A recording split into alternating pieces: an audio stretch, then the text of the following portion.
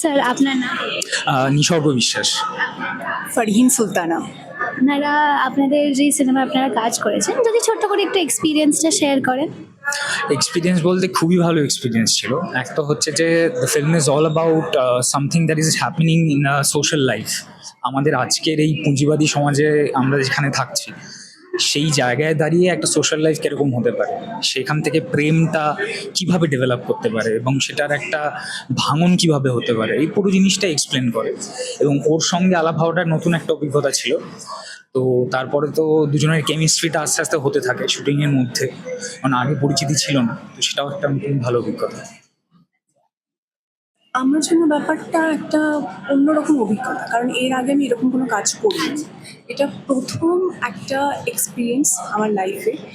আর স্ক্রিপ্টটা নিয়ে কিছু বলার নেই, অসাধারণ স্ক্রিপ্ট, অসাধারণ টিম, প্রচণ্ড সাপোর্টিভ সবাই। আর হ্যাঁ, আমি খুব ভালো মানুষ পেয়েছি, সেটা হচ্ছে অবশ্যই জিতাংশু দা, তার সাথে আলাপ ছিল না, আর নিসর্গ। খুব ভালো বন্ধু পেয়েছি এখানে কাজ করতে গিয়ে। আর যেটা পাওয়া সেটা হচ্ছে কিছু জিনিস শিখতে পেরেছি, একটা এক্সপিরিয়েন্স, একটা লার্নিং সব। মানে এখানের এই প্রজেক্টটা একটা শর্ট ফিল্ম, কিন্তু এটা আমাদের কাছে একটা বিশাল মাপের প্রজেক্ট। সেটার প্রি প্রোডাকশনে হয়তো আমি অ্যাক্টর ছিলাম বলে অতটা ছিলাম না, যেটুকু টাইম ছিলাম সেখান থেকে যতটা গ্যাদার করা যায়, যতটা নেওয়া যায়। তারপরে প্রোডাকশন, সেটা তো একরকম গেল। তারপর পোস্ট প্রোডাকশন। এবার পোস্ট প্রোডাকশনে একটা ব্যাপার হয়েছিল, আমি ভারতেন্দ্র নাট্য একাডেমিতে চান্স পেয়েছিলাম। হ্যাঁ, তো তারপরে শুটিংয়ের পর, তো তারপরে যেটা হয়েছে, আমি চলে গেছিলাম লখনৌ। এবার লখনৌ থেকে আমি যখন কলকাতা আসছি, তখন আমাদের ডাবিং হচ্ছে, মানে এইভাবে কাজটা হচ্ছে। তো এটার জন্য সত্যি খুব ডিফিকাল্ট ছিল ব্যাপারটা, মানে এরকম মানে আমার জন্য ডিফিকাল্ট থেকে বড় কথা হচ্ছে, আমি মানে সবাই আমার জন্য ওয়েট করে আছে, আমার একটা খারাপও লাগছে। মানে একটা গুড নিউজ যে আমি বিএনএতে চান্স পেয়েছি, অ্যান্ড তার সাথে এই প্রবলেমটা। বাট হ্যাঁ, স্যার, নাইস এক্সপিরিয়েন্স। আপনারা এই যে ফিল্মটা করলেন, মানে কি অ্যাজ অ্যান অ্যাক্টর হিসেবে কি দেখে আপনাদের মনে হলো যে এই ফিল্মটা করবোই করবো, মানে স্ক্রিপ্ট পড়ে কিভাবে মনে হলো যে এটা করবোই আমি? না, প্রথমত তো আমার যেটা মনে হয়েছে, একটা জিতাংশু স্যার যেটা লিখেছেন সেটা আমার লাইফের সঙ্গে খুব রিলেটেবল ছিল। তো আমার মনে হচ্ছে যে না, মানে এটা একটা খুব ভালো একটা জায়গা, এটা করেই ফেলি। থেকে বড় কথা হচ্ছে এটাতে আমি অনেক বেশি মানে ওভারওয়েলম ছিলাম, এবং আমার এটা মনে হয়েছে যে আমি এটাতে খুব অভিনয় আমাকে করতে হবে এই জায়গায় ব্যাপারটা থাকবে না, জিনিসটা খুব ফ্রি ফ্লো হবে, একটা মানে প্রচণ্ড ন্যাচারাল একটা ব্যাপার আসবে আমার মধ্যে থেকে, আমার এটা খুব এক্সপেকটেশন ছিল।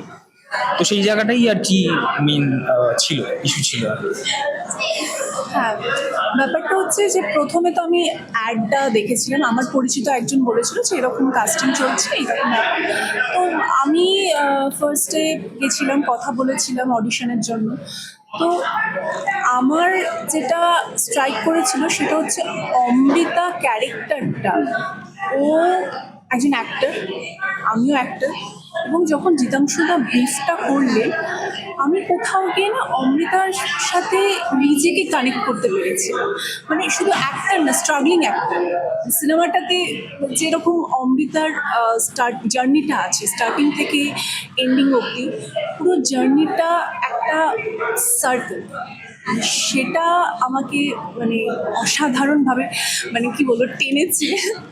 তো হ্যাঁ, অমৃতা, আর অবশ্যই গল্পটা। ডিরেক্টরের সাথে কাজ করার এক্সপিরিয়েন্সটা যদি একটু ছোট্ট করে বলেন। না, আমার তো অভিজ্ঞতা অনেক আগে থেকে ছিল, কারণ হচ্ছে যে আমি জিতাংশুদার সাথে অনেকগুলো মিউজিক ভিডিওতে কাজ করি। আর আমার এখন মনে আছে যে প্রথম দিন যখন জিতাংশুদার সাথে মানে আলাপ হয়, তো আমাকে জিজ্ঞেস করেছিল, আচ্ছা নিসর্গ, তুমি ডাক্তার, তারপর মডেলিংও করেছো, তারপর এদিকে অভিনয়ও হচ্ছে, মানে ব্যাপারটা কি হচ্ছে আমি বুঝতে পারছি না। আমি বললাম যে না, আমিও বুঝি না মাঝে মধ্যে যে কি হয় জিনিসটা। তো হ্যাঁ, যখন যেটা হয় হয়। তো যাই হোক, অনেকগুলো কাজ একসঙ্গে করা হয়। তো এটার জন্য জিতাংশু স্যার আমাকেই বলেছিল যে, মানে অ্যাকচুয়ালি তখন আমি একটু বাল্কি হয়ে গেছিলাম, ঠিক আছে, আমার তখন ওয়ার্কআউট অত করা হতো না বা ইত্যাদি। আমি বললাম যে দেখুন আমি কিন্তু একটু মানে নাদুস নুদুস হয়ে গেছি, চলবে তো ব্যাপারটা? বললো না আমার ওরকম একটা অ্যাভারেজ লুকিং একটা বাঙালি মানে বাঙালি ফিজিকই চাই। তার কারণটা হচ্ছে এই পুরো গল্পটাই কিন্তু একটা মানে নিজেদের একটা মানে কি বলবো একটা একটা একটা হ্যাঁ মানে কমন ফ্যামিলির একটা গল্প, বা ঘরে ঘরে হয়ে থাকে, বা প্রত্যেকটা কাপলের মধ্যেই হয়তো হয়ে থাকে এরকম একটা অ্যাভারেজ। মানে অ্যাভারেজ বললে হয়তো জিনিসটাকে একটু ছোট করা হবে, আমি সেরকম বলছি না। আমি বলছি যে সকলের মধ্যেই দেখি রোজ এরকম একটা ব্যাপার হতে পারে, তাহলে ঠিক আছে। তো এটার জন্য আর কি খুব বেশি একটা তোমাকে মাস্কুলার হতে হবে না, চোখে ফাইন, ঠিক আছে। তো এই নিয়ে আর কি করা। তো তারপর তো খুবই ভালো অভিজ্ঞতা, পুরো ক্রিউ, ডিওপি থেকে শুরু করে পরশদা, সুমর্ত স্যার তো আছেনই, ও এই আর কি একদম পুরো। আর সব থেকে বড় কথা হচ্ছে যেটা আমি প্রথম দিন থেকে বলতাম, সেটা হচ্ছে যে এই পুরো মুভিটাতে এমন কিছু সিনস আছে যেখানে ও যদি আমাকে সেই কমফর্ট জোনটা না দিত আমি কখনো মানে করে উঠতে পারতাম না, সিরিয়াসলি বলছি। মানে ওটা that was the first time for me. আমি জানি না whether it was for you as well, আমি সেটা বলতে পারবো না। তো দুজনের ক্ষেত্রেই প্রথম ব্যাপার ছিল। তো ওই জায়গাটায় ও যদি কমফর্ট সেই জোনটা ক্রিয়েট না করতো তাহলে কখনোই সেটা হতো না। ওই কেমিস্ট্রিটা ওই জায়গাটা খুব খুব অড লাগতো, আর্টিফিশিয়াল লাগতো, এই হচ্ছে ব্যাপার। আমি যেটা ও বলছিল একটা কথা, ইগো থেকেই শুরু করি। সেটা হচ্ছে এই যে ইগোর প্রবলেমটা আমাদের এখনকার জেনারেশনে বা এখনকার যুগে প্রচণ্ড প্রবলেমেটিক। আর সেই জিনিসটাই এত সুন্দর করে একটা স্টোরির মাধ্যমে যে দেখানো যেতে পারে, তাও আবার একটা রোজকার জীবন, সেইটা যে দেখানো, ফুটিয়ে তোলা, সেই জিনিসটাতে আমি বলবো জিতাংশুদা। তো আর হ্যাঁ, ও যার কথা আরেকটা নাম বললো, সেই নামটা না বললেই নয়, সেটা হচ্ছে সুমর্ত মল্লিক। সুমর্ত মল্লিক হচ্ছে সেই মানুষটা যিনি আমাকে বলেছিলেন প্রথম যে জিতাংশুদা একজন অ্যাক্ট্রেস খুঁজছেন।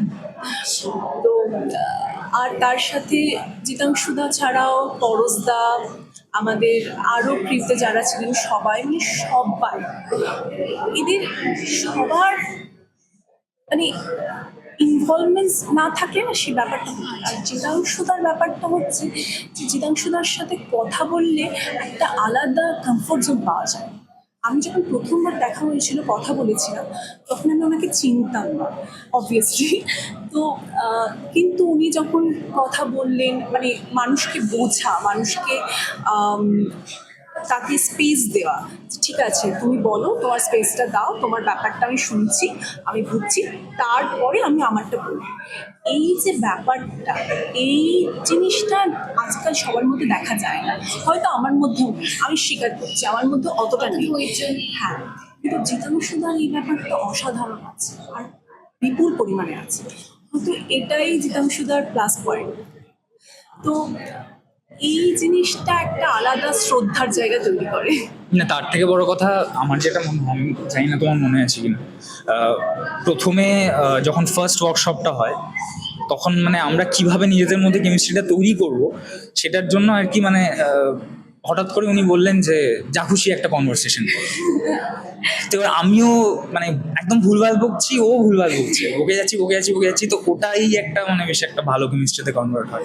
তো এরকম ভাবেই জিনিসটা স্টার্ট হয় আর কি, ডেভেলপ করেছে হঠাৎ করে, মানে কোথাও কিছু আউট অফ দ্য ব্লু। হ্যাঁ, out of the blue. Everything fell into place. Yeah. Thank you so much. Thank you.